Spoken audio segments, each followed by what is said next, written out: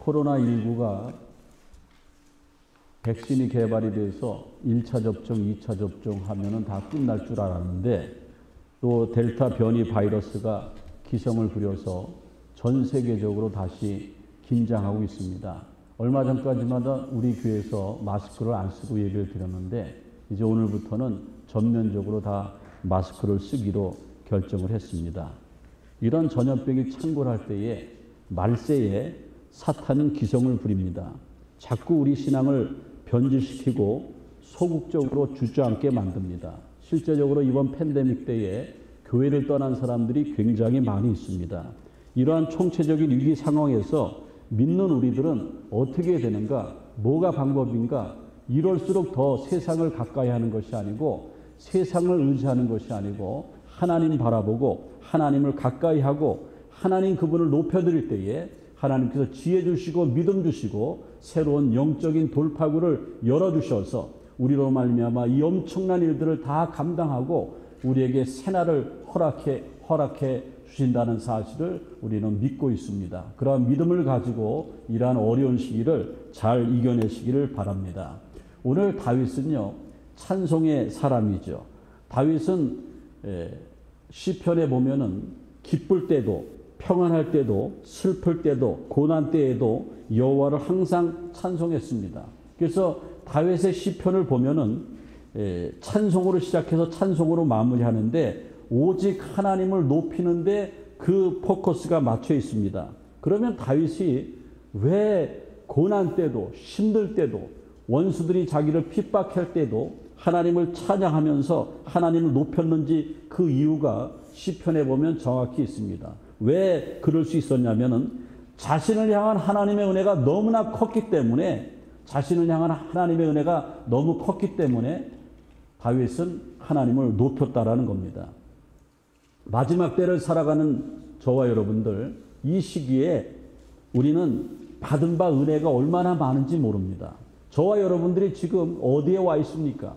이 팬데믹 때 델타 바이러스가 또 기승을 부려서 위험천만한 시기에 지금 어디 있습니까? 여행지에 나가 있습니까? 집에 있습니까? 호텔에 가 있습니까? 어디 있습니까? 우리는 지금 하나님 보좌 앞에 나왔습니다. 성전에 있습니다. 이것만큼 더 큰 은혜가 어디 있습니까? 이런 은혜 까닭에 우리는 하나님을 더욱더 높여야 됩니다. 다윗은요, 하나님을 높여서 형통의 복을 받은 사람이었습니다. 유교 당시에 전쟁 고아였는데 이 사람이 하나님을 믿고 나서 하나님을 높이고 나서 세계적인 인물이 됐습니다. 사실은 이 사람은 불우한 인생을 살질 않았습니다. 자기 아버지는 독립운동가였고 어머니는 교사였습니다. 그런데 유교가 터지고 공산군에 의해서 어머니 아버지가 반동문자로 색출돼서 총살을 당합니다. 그때에 12살 정도뿐이 안 됐는데 자기 엄마 아버지가 총에 총살당하는 모습을 목격했습니다. 그것으로 끝난 것이 아니고 장작을 쌓아놓고 불을 지피고 어머니 아버지 시신을 그 위에다 올려놓고 어머니 아버지 시신을 태워버렸습니다. 끔찍한 것을 목격하고 그 어린 소녀는 어찌할 바를 몰랐습니다. 결국에는 유교 전쟁이 길어지면서 전쟁 고아가 돼서 고아원에서 생활을 하게 되는데 이건 사람 사는 곳이 아니었습니다. 그래서 이 소년이 거기서 많은 그 고아들과 함께 고아원을 탈출하게 됩니다. 탈출하게 되는데 이거 PPT 한 장만 넘겨주시죠. 탈출하게 되는데 29명이 탈출을 합니다. 그리고 서울역 부근에서 거지 생활을 합니다. 동양도 하고요. 그리고 먹을 게 없으니까 소매치기도 하고 도둑질도 합니다. 그러다가 이 소년이 임종덕이라는 소년인데 이 소년이 미국 사령관 장군의 차문이 열려 있는 것을 보고 장군의 가방을 도둑질합니다. 그래서 도둑질해서 뛰어가다가 미국 헌병에게 잡혀서 이제 자초지종을 이제 신문을 당하게 되는데 이 소년이 영특해서 영어를 조금 배워서 서툰 영어로 얘기합니다. 나는 나만 혼자가 아니고 한 100여 명이 서울역 부근에서 이렇게 거지로 살아가고 있는데 내가 이것을 안 하면은 우리 고아들 100명이 넘는데 다 굶어 죽습니다. 처음에 29명이 탈출했는데 전쟁 고아들이 서울역 부근에 모여서 130명이 됐는데 굶어서 죽은 친구들이 24명이나 됐다고 합니다. 그때에 미군 현병에게 잡혔어요. 그것을 보고 있던 그 장군은 미 공군 사령관이었던 토마스 화이트 중장이었습니다. 토마스 화이트 중장이 그 소년을 거둬들입니다. 원래 미 공군은 6.25 때 그 일본에 거주했었는데 한국에 와서 조선 호텔에 잠시 머물 때에 이 임종덕 소년을 만났습니다. 자기 호텔에 데려다가 하우스보이를 시키는데 너무나 총명했습니다. 그래서 보다가 그 아이를 자기 양자로 입양합니다. 임종덕에게 저 화이트 사령관이 너는 이제부터 내 양자다. 내가 너 엄마 아빠도 안 계시지? 내가 너를 아들로 받아주겠다.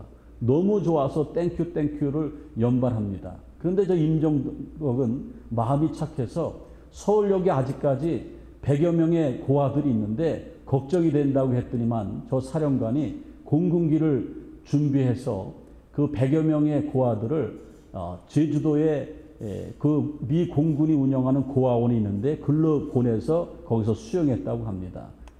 그러다가 이제 그 화이트 사령관이 미국으로 들어갈 때에 임종덕은 들어가서 공부를 시작합니다. 그런데 저 사령관이 임종덕이 똑똑한 걸 알고 너 하루에 영어 단어 100개씩 외워라. 100개 못 외우면 저녁밥 안 준다. 그러니까는 오케이 하겠냐? 임종덕이 오케이 했다고 합니다. 그래서 하루에 영어 단어를 100개씩 외웠습니다. 결국에는 하버드 대학에 들어갔어요. 남이 잘 되면 좋아해야 되는데 전쟁 고아가 하버드 대학에 갔어요. 그리고 거기서 더 공부를 잘해서 정치학 박사까지 받습니다.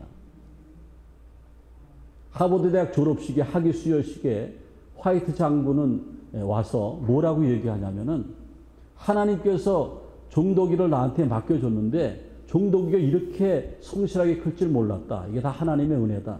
임종덕은 자기 양아버지의 신앙에 따라서 신앙생활 열심히 하면서 장로까지 나중에 되죠. 임종덕 장로님은 자기 한국에 있을 때의 아버지가 공군이었는데 그 관계로 그 한국의 공군 그 군목이었던 임동선 목사님이라고 LA의 그 동양선교교회를 창립한 그 목사님의 설교를 이미 듣고 알아서 임종덕이가 잘 돼서 70년도에 그 임동선 목사님을 LA에 와서 교민들이 많은데 목회 좀 해달라고 해서 오셔서 창립한 게 동양선교교회입니다. 대단하지 않습니까? 이 임종덕 장로님은 너무나 훌륭해서 미국의 대통령 가운데 닉슨 대통령의 그 외교 보좌관을 했습니다. 그런데 대통령 한 번 보좌관만 하는 것도 힘든데 포드 대통령, 카터 대통령까지 이 사람의 실력을 인정하고 이 사람이 한국 사람이고 그 다음에 6.25 전쟁을 알고 그리고 훌륭한 사령관, 장군의 아들이었기 때문에 계속해서 대통령 보좌관으로 일합니다. 그리고 월남전에도 참전했는데 월남전에 참전했다가 자기 부하들과 월맹군과 대치를 했는데 사살당할 위기에 있는데 그 자기 부하들 3명을 보내고 우리나라 강제군 소령처럼 자기가 혼자 잡혀갑니다. 그래서 미국 군인의 영웅이 됩니다. 그래서 월맹군의 감옥에 gat혔는데 그가 감옥에 갇히기 전에 성경책을 가지고 있었는데 성경책 중에서 몇 장을 찢었는데 그게 시편 1, 2, 3편의 말씀이었습니다. 그 말씀을 가지고 감옥에서 언제 죽을지 모르는데 신분당해서 죽을지 모르는데 그 성경을 읽다가 지혜를 줬는데 탈출을 감행하게 됐는데 희한하게 막 뒤에서 총을 쏘는데 총 한 방도 안 맞고 다시 미군 진지로 돌아왔습니다. 미국 군인의 영웅이 됐습니다. 그래서 이 임종덕 그때 당시 대위였다고 하는데 미군에다가 그 월맹의 그 지리를 다 설명하고 그래서 미군이 전투를 수행하는데 큰 도움을 줬다고 합니다. 나중에 그 임종덕 장로님은 자기가 월남전에서 있었던 일, 그 포로로 잡혀 있다가 정글에서 탈출했던 것을 정글 탈출기라고 하는 수기를 썼습니다. 그 수기에 보면은 대단합니다. 미군이 정말 대단해요. 비록 한국 사람이었지만은 그는 정식 미군이었습니다. 그래서 지금 미 육군사관학교에 임종덕 장로님이 수기를 쓴 그 정글 탈출기가 교과서로 등재되어 있습니다. 그런데 제가 임종덕 장로님을 이렇게 소개하는 것을 마치는 것이 아니고 이분의 간증과 모든 걸 들어보면 뭐라고 얘기하냐면은 이 모든 것이 내가 양아버지를 만난 것도, 내가 하버드 대학 나온 것도, 미국 군인이 된 것도, 포로로 잡혀갔다가 탈출했던 것도 다 하나님의 은혜였다. 내가 하나님의 은혜였기 때문에 하나님만 높여드렸지만은 내가 이렇게 됐다. 결국에는 여러분 디어 헌터라는 영화 보셨습니까? 디어 헌터 영화가 바로 임종덕 장로님이 베트남 전쟁에서 있었던 일, 월맹군에게 잡혔다가 탈출하는 것, 그런 것들을 다 소재로 해가지고 이 영화한 내용입니다. 그래서 저 영화 제작사가 임종석 장로님에게 다 자료를 받고 15만 불의 그 수고료를 이렇게 지불했다고 합니다. 대단한 사람입니다. 나는 평생 하나님을 높였는데 내가 받은 은혜가 너무나 커서 내가 하나님만을 높이고 살았는데 내가 지금 조국을 위해서 나이 들어도 쓰임받고 장로가 돼서 많은 사람들에게 복음을 전하고 있다. 대단한 분 아닙니까? 오늘 시편 30편 보면은 1절 말씀에 다윗도 하나님을 높였어요. 내가 주를 높일 것은, 오늘 설교 제목인데, 내가 주를 높일 것은, 이 말이 그 시브리 원전으로 보면은 하나님을 드러낸다라는 거예요. 내가 하나님을 높일 것을 하나님을 드러낸다라는 거예요. 이 말은 뭐냐면은 낮은 하나님이었기 때문에 다윗이 하나님을 높여드리는 것이 아니고, 낮은 하나님을 높여주는 것이 아니고 이미 높으신 하나님을 드러나게 한다라는 거예요. 내가 하나님께 영광을 돌림으로 말미암아 세상에 하나님을 모르는 사람에게 하나님을 드러나게 한다라는 겁니다. 대단한 신앙 고백 아닙니까? 그래서 다윗은 평생에 하나님을 높여드리고 그가 찬양했고 그의 찬양에 많은 것들이 시편에 기록되어 있지 않습니까? 그러면 오늘 제가 말씀드리려고 하는 것은 다윗이 주를 높인 이유가 있습니다. 다윗이 주를 높인 이유가 있는데 오늘 본문에서 2절에 보면은 여호와 하나님이여 내가 주께 부르짖음에 나를 고쳤나이다.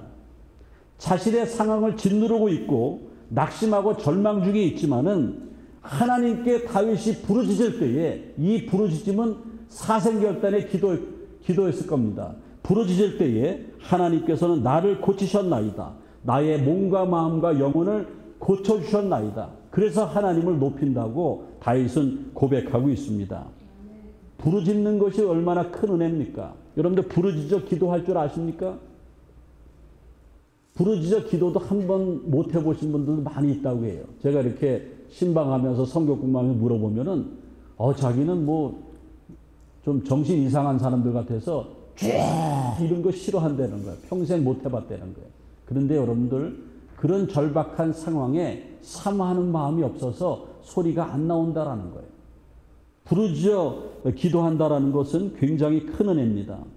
하나님께 부르짖어 기도한다라는 것, 이거 육체적인 노동보다도 더 힘든 겁니다.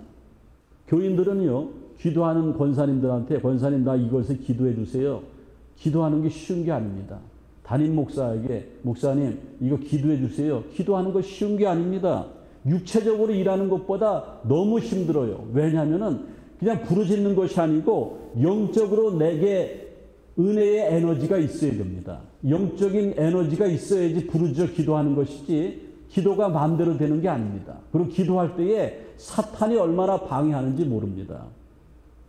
다윗은요 영적인 부르짖음이 있었습니다. 그래서 몸과 마음과 영혼을 고침받았어요. 죄송하지만 넘기지 마세요. 몸과 마음과 영혼을 고침받았습니다.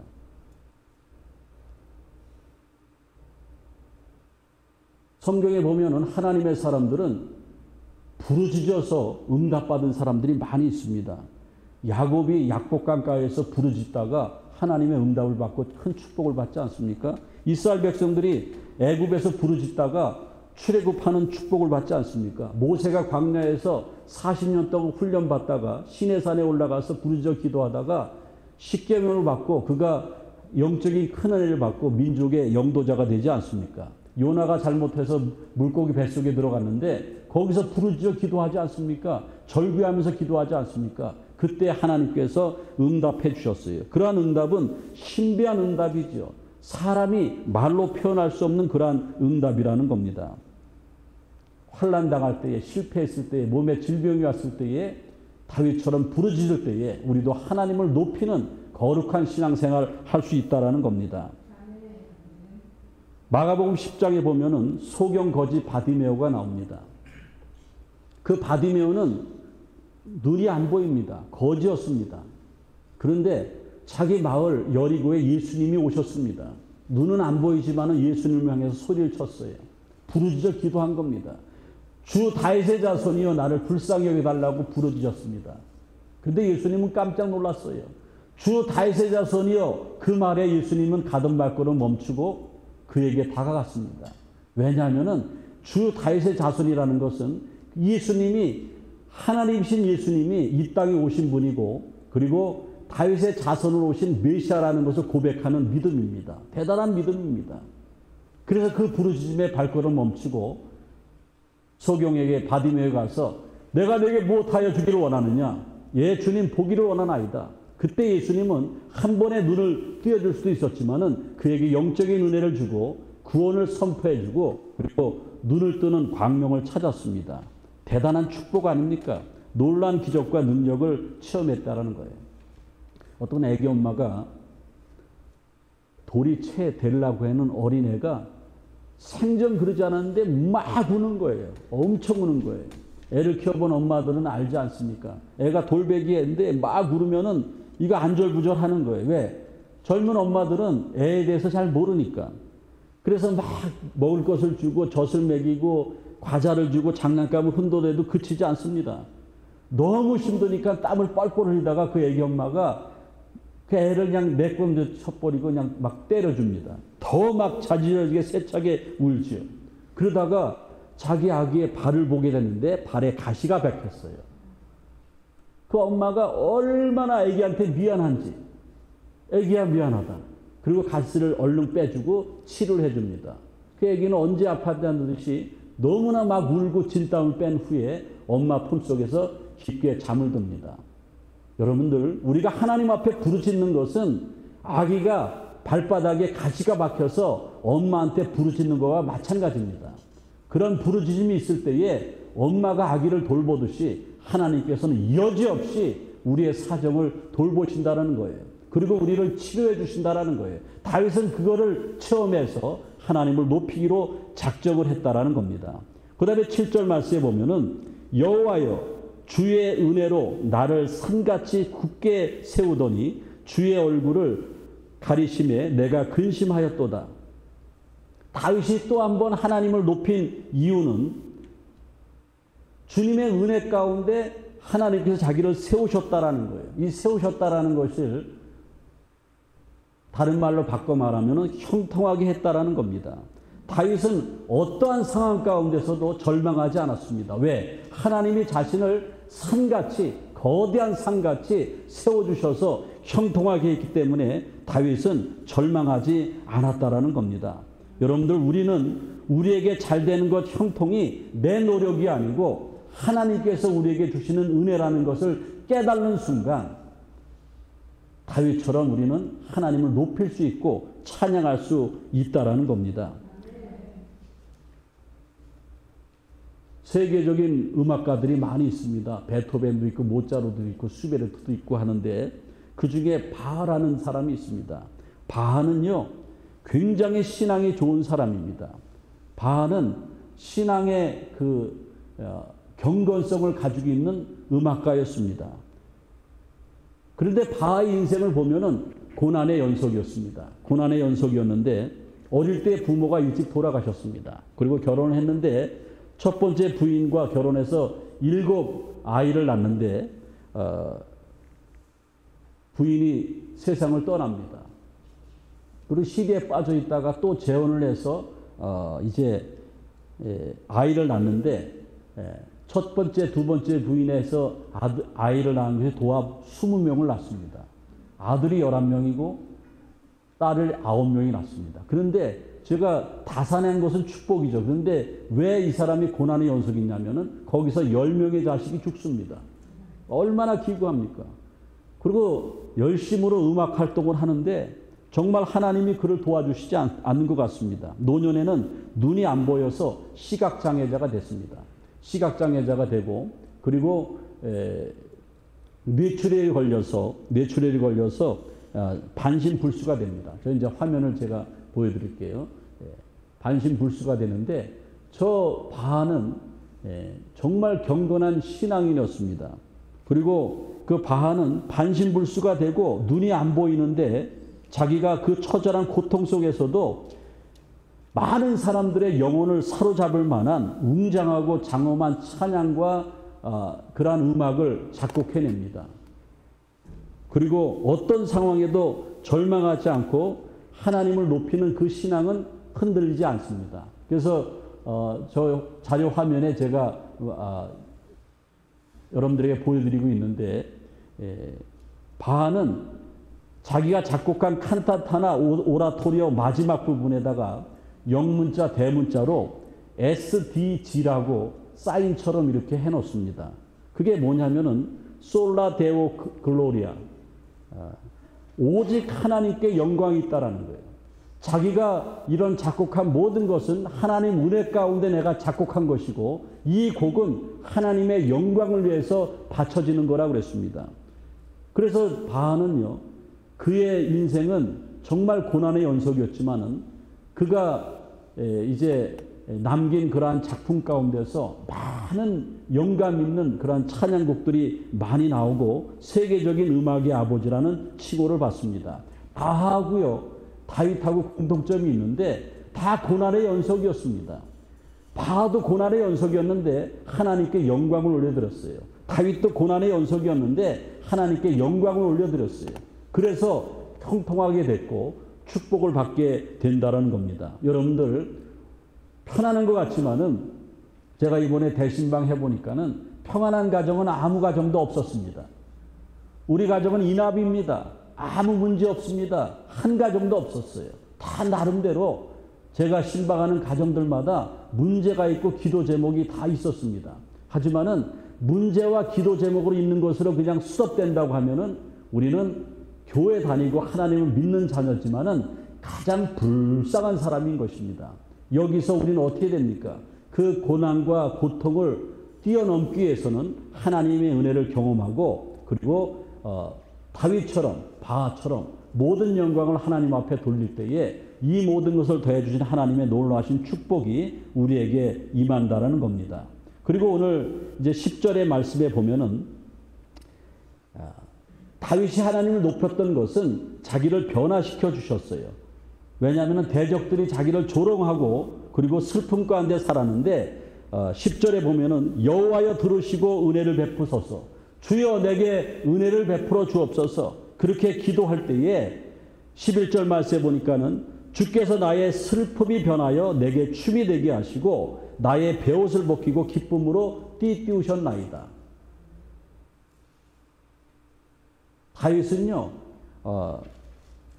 어려움 가운데 있었지만은 하나님 앞에 가까이 가고 은혜를 사모할 때에 하나님께서 그의 슬픔을 변해 주시고 그리고 어려움 가운데서 그를 일으켜 세워 주셨다라는 겁니다. 제가 손태영이라는 한 분을 소개하려고 하는데 이 손태영이라는 이분도 사실은 굉장히 기구한 인생입니다. 우리 주변에는 기구한 인생들이 많이 있습니다.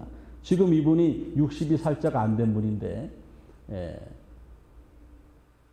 어려서 3살 때 소아마비를 앓았습니다. 그래서 후유증으로 다리를 절게 됩니다. 초등학교 한 5학년쯤 됐는데 이분의 간증을 보면은 학교 갔다 돌아오는데 자기 또래 아이들이 쩔른발이라고 막 놀리면서 돌을 던집니다.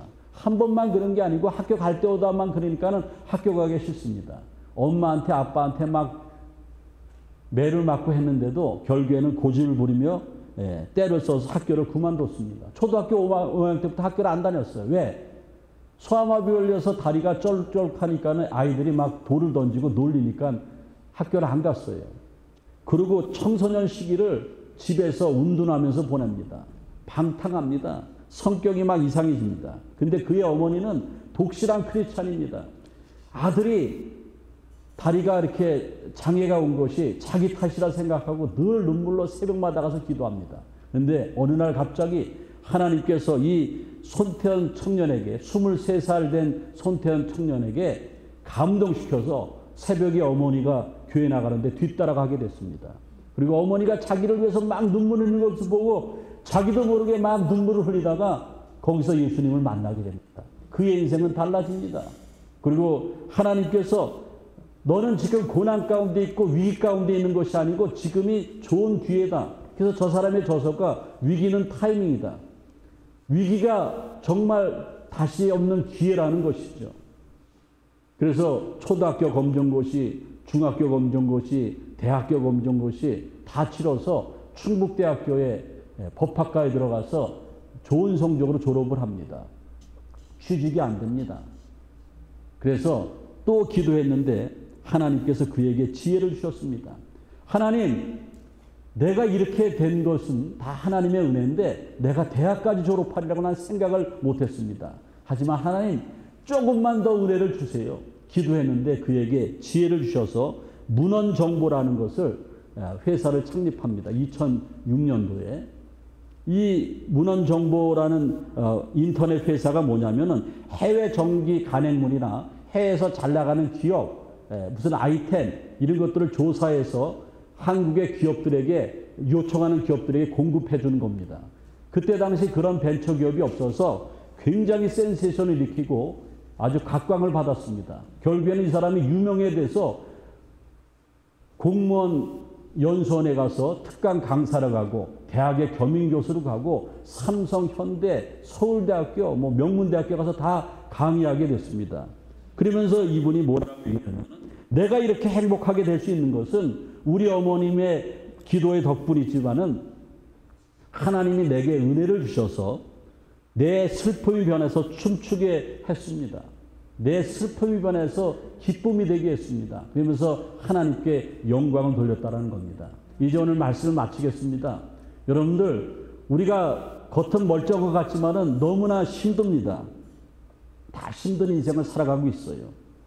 그리고 코로나19로 사태가 점점 심각해지고 델타 변이 바이러스 때문에 세상은 우리를 막 몰아갑니다. 하나님을 가까이 하지 못하고 두려움에 쌓이도록 뭐라고 말하냐면은 위기가 온다. 더 위험해진다. 막 그러는 거예요. 위험해질 수도 있고 위기가 올 수도 있죠. 그러면 어떻게 됩니까? 우리는 더욱더 하나님을 가까이 하고 하나님의 은혜를 사모해야 됩니다. 제가 코로나로 혼돈이 된 이러한 시대에 하나님께서 우리에게 주시는 말씀이 있는데 시편 118편 6절의 말씀입니다. 하나님은 우리의 편이십니다. 다윗처럼 믿음의 거장들처럼 정말 혼돈의 시기에 힘든 시기에 하나님을 찾으면은 하나님께서 두려움을 이기게 하시고 새 날을 열어주신다라는 겁니다. 여호와는 내 편이시라 내가 두려워하지 아니하리니 사람이 내게 어찌할까 그랬습니다. 우리는 연약한 존재입니다. 앞으로도 계속 실수하고 죄도 범할 겁니다. 어쩌면 지금보다 더 안 좋은 상황도 맞이할 수도 있습니다. 하지만 기억하세요. 하나님은 살아계십니다. 하나님은 우리를 지켜보고 계시고 하나님은 우리가 하나님을 찾는 것을 기다리고 있습니다. 다윗이 잘됐던 것은 하나님을 찾았고 많은 은혜를 체험해서 하나님을 높일 때에 다윗이 잘됐다는 겁니다. 지금은 분명 마지막 때인데 이 마지막 때에 정말 큰 은혜를 체험하시고 하나님을 가까이 하시고 하나님을 높이는 비결은 우리의 예배가 살아나야 됩니다. 여러분의 기도가 하나님이 받으시는 기도가 되어야 됩니다. 그리고 우리가 기도만 하고 예배만 드리는 것이 아니고 하나님의 주신 말씀을 실천하는 것이 순종하는 것이 하나님을 높이는 길입니다. 그럴 때에 믿음의 거장들처럼 여러분의 인생에 행복이 있고 여러분의 인생의 새날이 열려질 것입니다. 기도하겠습니다. 하나님 감사합니다. 다윗의 시편을 묵상하면서 예측 불허의 삶을 살아가는 우리들에게 정말 필요한 것이 하나님의 은혜요. 우리가 찾아야 될 것이 하나님을 찾는 것이라고 그랬습니다. 그래서 다윗은 형통했고 하나님을 높였습니다. 주님, 오늘 귀한 말씀 잘 깨달아서 남은 여생 살아갈 때에 세상 바라보지 않고 하나님 바라보며 하나님을 높이는 거룩한 인생들이 되어지게 도와 주옵소서. 예수님의 이름으로 기도하옵나이다. 아멘.